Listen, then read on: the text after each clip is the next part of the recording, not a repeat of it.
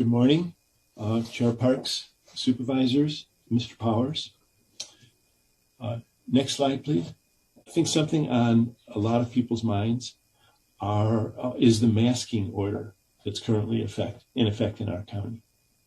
The order is due to be reconsidered for either continuation or termination by September 19th. Rescission of this order on the 19th is not likely at this point. There's no one parameter that can be expected to be the absolute determinant of when the masking order will be withdrawn. Multiple factors have an influence on how long it will be needed, how long it will be in place. Some of these are Ventura County's case rate, the impact that our schools are having, if any, on the control of COVID in the community, our hospitalization numbers, what's happening with the spread of COVID in neighboring counties, what's happening with the spread of COVID in other states and in the rest of the nation, what we see happening with COVID in England and in Israel, two nations that we followed because of comparable, the first world status, levels of vaccination, what our vaccination rate is and how well it seems to be protecting us. And a new factor, the availability and acceptability of the subcutaneous Regeneron monoclonal antibody cocktail in our county, what impact that will have. And we'll follow all of these parameters closely and any other relevant data. We don't want to keep this masking order in place for any longer than is necessary. We do want to keep our medical system open and available. And most of all, we want to keep you healthy. That's the end of my presentation, but I'm open for any questions. Are there any questions from the board? I see Supervisor Ramirez. Thank you, Dr. Levin. That's really good information. One of the things that I've been reading and seeing and very concerned about is, as you mentioned, the rate in other parts of the country, or certainly the world, and even in our own state in the Central Valley. I understand that they're considering something called critical care decisions, something like that, where they have to basically ration who can get into ICUs because of lack of people protected by the vaccine, because of lack of staff.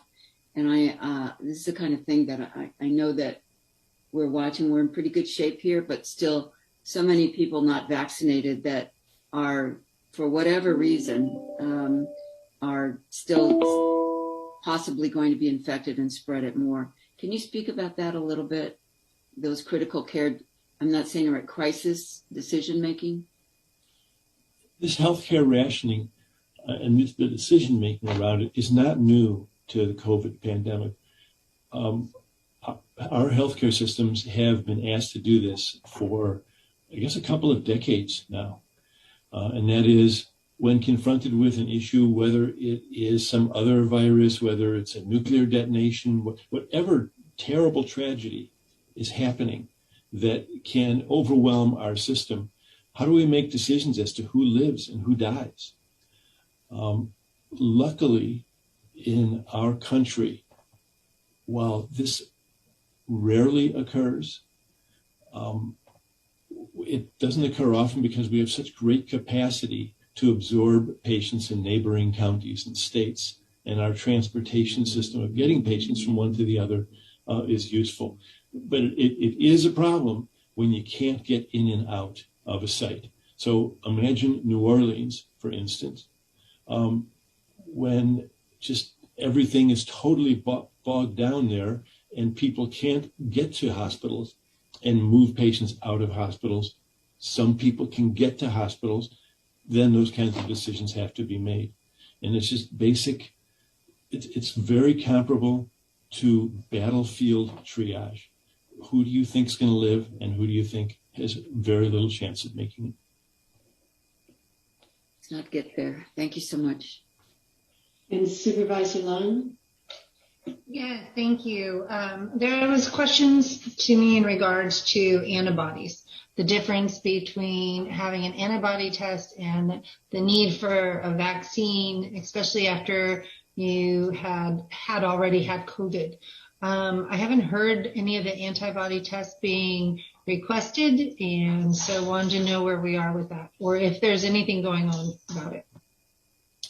The CDC is not recommending, or I should say, is recommending against getting antibody tested as a reason to justify getting a booster shot. Categories are the immunocompromised patients. And I think as people get older and older, their response to the vaccine can be limited. However, the approach to this is going to be, don't get antibodies tested, just get revaccinated. And I think that's where we stand, and that's what the FDA is going to conclude. Thank you very much. And I understand your update on the mask mandate for inside.